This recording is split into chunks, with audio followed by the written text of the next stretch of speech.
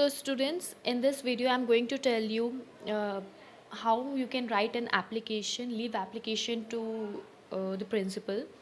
So I will tell you the things which are mandatory to write in an application.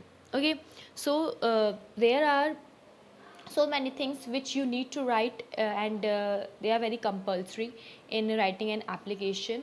So first of all, first you have to write down, address the principal, like the principal and name of the school, address जो है वो लिखना होता है.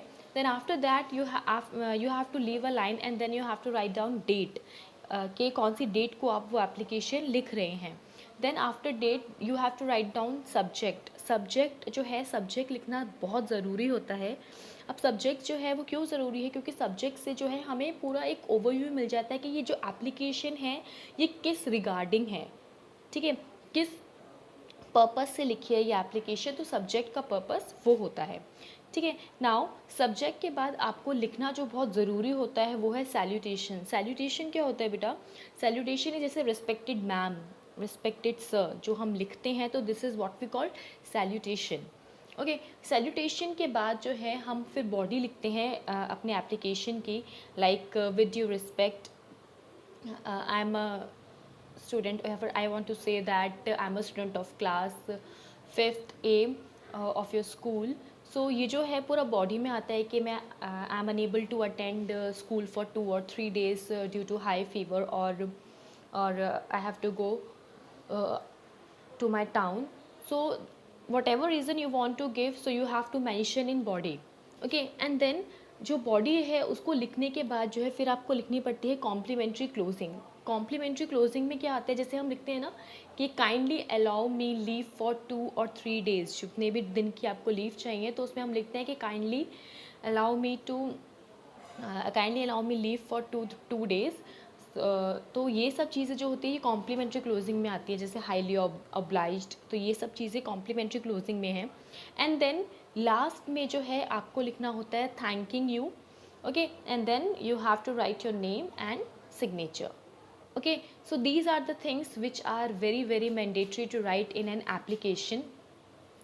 सो अगर एक भी step छूटता है तो उसके जो है फिर वो मार्क्स कट जाते हैं, तो बेटर है कि हम लोग मार्क्स ना कटवाएं. और now you can see an example of an application in this video.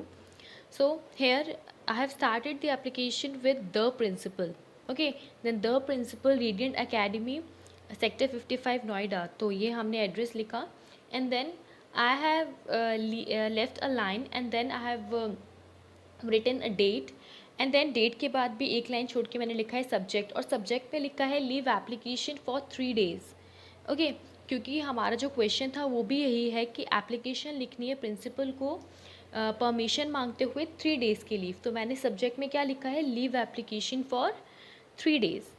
Now next उसके बाद सैल्यूटेशन आएगा हमारा रिस्पेक्टेड मैम. रिस्पेक्टेड मैम के बाद आप देखिए बॉडी, मतलब जो हमारा रीज़न जो है हमें लिखना है वो है. अब इसमें क्या लिखा है मैंने, with you respect, this is to inform you that I dash, मतलब आपका नेम, यहाँ आप अपना नेम जो है लिखेंगे, student of class 5th ABC, जो भी आपका सेक्शन है, you have to write that, of your school. I am unable to attend the school for 3 days. मैं 3 दिन स्कूल अटेंड नहीं कर सकता हूँ. रीज़न अब देखिए, as I am going to my home town due to urgent piece of work, कि मैं अपने होम टाउन जा रहा हूँ कुछ अर्जेंट काम से. ओके, नाउ अब मैंने एक लाइन छोड़ के जो है अब आपका ये जो कॉम्प्लीमेंट्री क्लोजिंग है वो लिखी है. उसमें मैंने क्या लिखा है, kindly grant me leave for the same, I would be highly thankful to you. So ये जो है आपकी क्लोजिंग है, कॉम्प्लीमेंट्री क्लोजिंग है. उसके बाद थैंकिंग यू, योर्स ट्रूली.